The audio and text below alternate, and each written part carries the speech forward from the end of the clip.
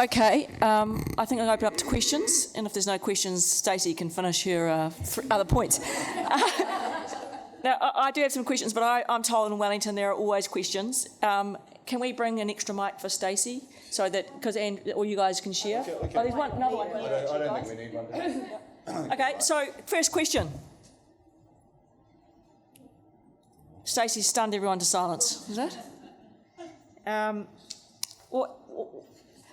Stacey, well, Andrew. Yes. What role? I think I asked this question this morning. But what role do you think that clients can have to? Because you're all of you are talking about it from what's happening in the private practice. So trying to solve the issue in law firm culture. Is there any advice that you've got or requests you've got of the client community, both in government and corporates, that they could do to help?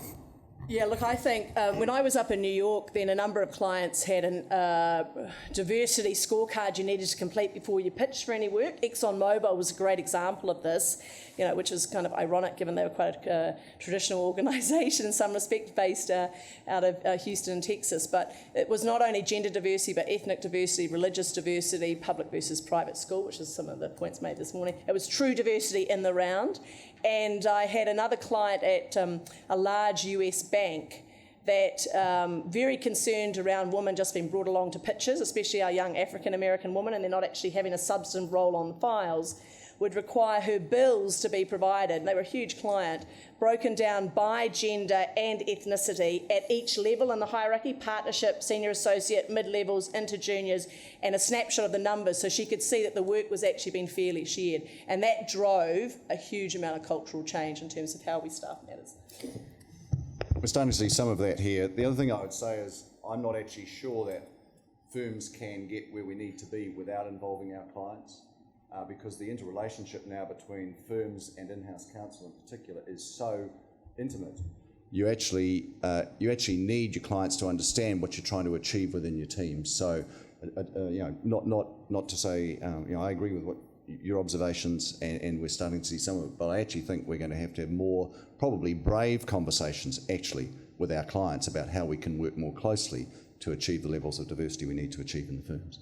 And now, what about you? From your perspective, just looking at things from a Māori woman's perspective, you were in a large firm. I'm sure you're not going to say anything negative about them, but just with the basis of your vast experience now, if you were a larger firm and you wanted to do better to encourage Māori women to be there, are there a couple of practical suggestions you could make?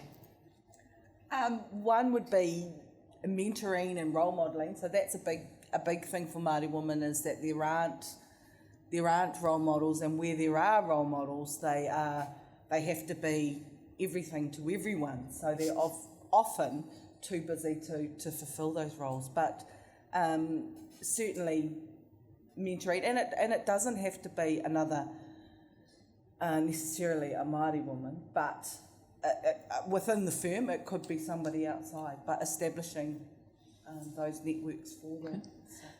So have I got some questions from the floor yet? Okay, Christine, why don't you ask a question?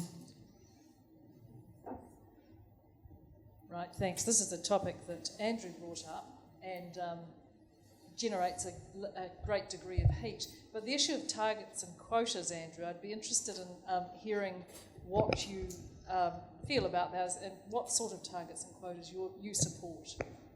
Sure.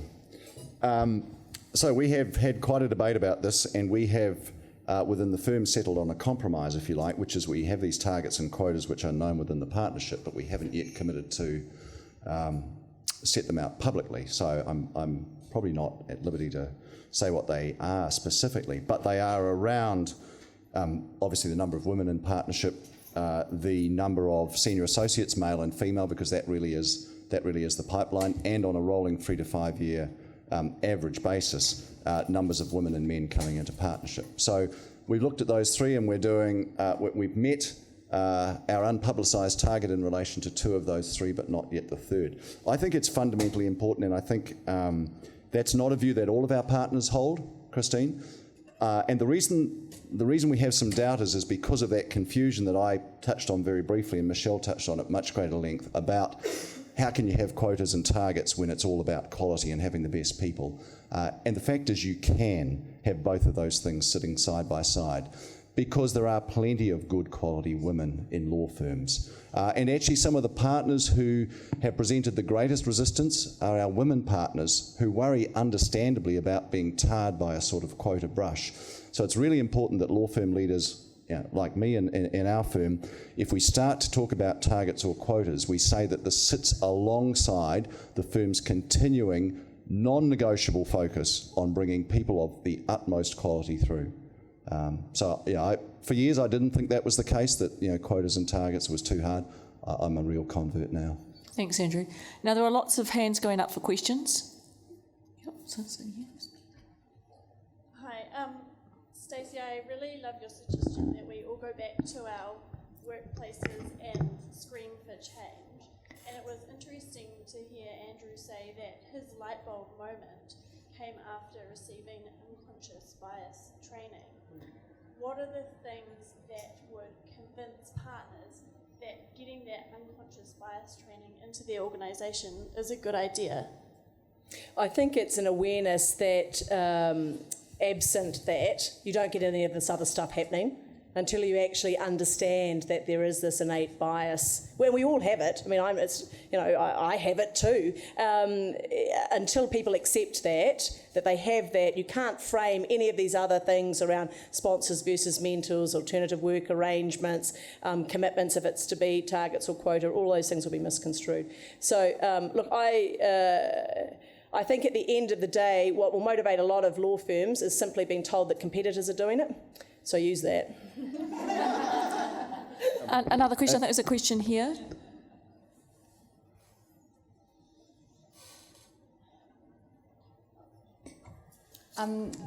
Apart from the obvious, I'd be interested in the panel's view on why law firms are so far behind, like the public sector, in flexible arrangements and women in senior roles and in-house counsel. Because from my experience, they are way behind. And I'd just be interested in your view on why you think that's the case. I'll start, and the others will have views too. I think it's because there's still an expectation that office face time is the measure of commitment to a firm. There are still a lot of partners who believe that you need to be at your chair in the office contributing in order to be working. Whereas I think other organisations, and certainly I think people who work in my team would say, I don't care, and I heard Michelle say this, I don't care where anyone is, as long as the work is getting done. I've never had an issue with a client having a concern around that. In fact, I have found that clients have been entirely supportive of people working flexibly. It's invisible to them. The work's still getting done. So I think it's that emphasis on office face time, and that just needs to be turned on its head entirely. I also think that you can't just introduce more flexible arrangements, which are key, because my experience over 20 years, the majority of women I have seen leave large law firms. It's not because of the number of hours, frankly, even those with a lot of commitments, whether it's kids or other things outside of the firm. It's the rigidity of those hours. It's the fact that they seem to just, they drive directly against when you're trying to do other things with your family. So having more flexibility eradicates that. But you need to teach people how to work with flexible lawyers. I think that one of the things we've managed to do quite effectively in our team at Minters is work as the partners and senior people on the team to actually teach each other how you accommodate someone's schedule. And actually, as a result of that, then I think we are better at working with our clients, many of whom have flexible schedules as well, because we kind of get it. Andrew? To bring about change in any organisation, law firms particularly, because we're full of deeply cynical people, you need that burning platform. And actually law firms have been doing reasonably well despite fierce competitive pressure for a long time, so there hasn't been that burning platform. The reason I think we're starting to see some progress is our clients are starting to demand it, and it's phenomenally important that that continues. Guys like me getting into positions like I am, reasonably young. When I was first approached about being managing partner, I was 36 when I was asked if I'd take it on at 39. I said no. This is a gig that older men do basically. Mid to late 50s, I'll take this on. So you weren't getting fathers with daughters in senior positions. You look at the age range now, and it's changed a lot. So I think you get senior people with that view. And in our case, and you see other firms doing it, you just take the odd brave decision and the ceiling doesn't fall in. So we made one of our female partners up while she was on parental leave. We didn't see her for the first 8 months of her partnership. We had a great debate as a partnership about whether we should do it. One partner, in the end, was sufficiently concerned that he abstained in the vote. And the sky didn't fall in, and she's a brilliant partner, and that sent a really, really strong signal. So lots of reasons why there hasn't been change, but the reason I'm confident is actually you can really start to see the momentum pick up. Now, would you like to comment? Yeah, just from a small firm perspective, and there's some practical difficulties, so there isn't the extra resource and money to put into that. But what I've been able to negotiate is, and it comes down to trust between the employer and employee, is I can attend meetings for my other work during work time. I just make up any work time over the weekend or in my own time. We've got one more question now. This lady here has been desperate, so you can. I think it's the last question. I just wanted to ask, are you moving, your firms and firms that you're aware of, moving to value-based and fixed fee billing rather than time-based? Because that strikes me, although you've talked about rigidity being a bigger problem than volume of hours has to have an impact, surely. Is there change afoot in that space? Yes, there is. Although, I mean, I think one of the tensions, actually, and I've written on that subject too a bit, I have a real interest in how you can actually value legal services in alternative ways. One of the advantages, actually, of the billable hours system, and there's lots of issues with it, don't get me wrong, is that for someone like me, and I work flexibly around my kids, I've got a young family, the fact that I can work the same number of hours but at different times of the day and it can get pumped into a timesheet, that actually is helpful. I think billable hours actually help me have the flexibility that I want to have to parent in the way that I want to parent at this stage in my career. And I am an advocate for finding different arrangements, and they are coming in. We do a lot of work on that basis, fixed fee, but the underlying metric might still be billable hours. We do a lot of other alternative and funky sort of things. We're always open to being innovative, but I think that there is a tension there sometimes with trying to create more flexible arrangements. The billable hour can actually be quite helpful. Okay, actually, we do have time for one more question. Yeah, over at the back here.